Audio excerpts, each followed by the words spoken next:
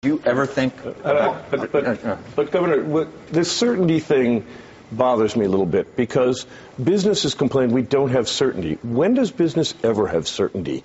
If we have certainty, you earn T-bill rates of return in our market. No, you're talking about two different things. Well, you are. You're talking about two different things because in the 8 years of Ronald Reagan, right, we had certainty of principle. The certainty of principle was that Reagan's principles were he did not want to raise taxes, he was going to look to reduce spending, but he was not going to increase taxes on the people of the country. The president's current certainty is his disposition is to raise taxes on the people of the country. But he still isn't even completely committed to that.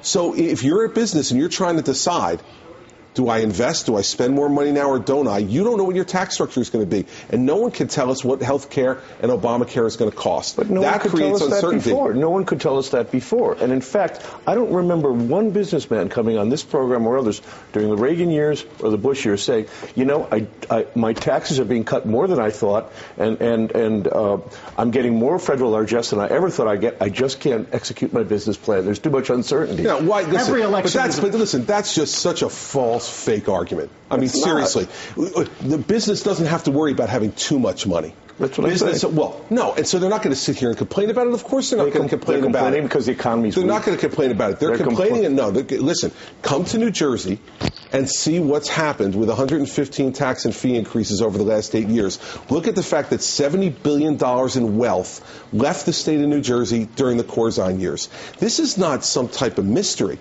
This wealth left our state because of overtaxation and overregulation. So you can't compare the two. It's a nice soundbite, but it doesn't make any sense in the real world because when you're taking more money from business, they are going to hold the money they have and not invest it.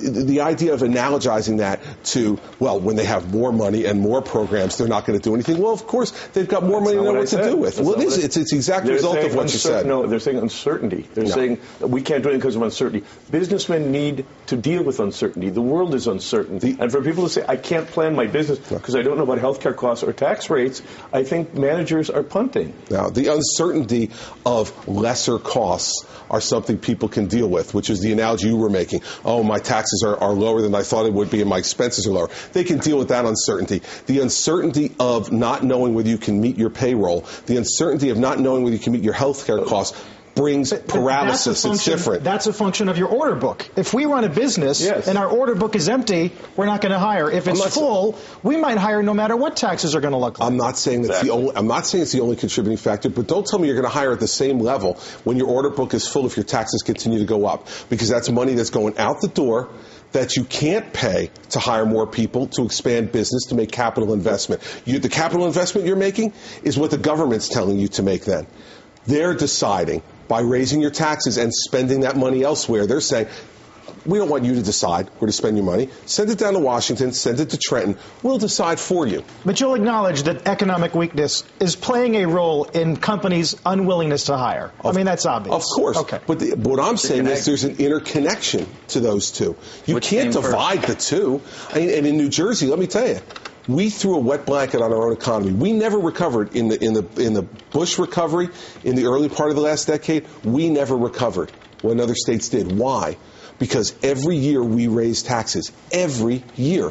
And so capital fled from New Jersey and went to places like Florida, to Pennsylvania. No income tax in Florida, and much less deficit. That's right. And they fled. Florida's not doing so well. They fled. Yeah, but it's not New Jersey. Well, no one's doing well now. And let me tell you, I'd trade my budget right now for Florida's budget. I'd trade mine. Charlie Christie wants to call and make a trade. I'm happy to make it. You don't ever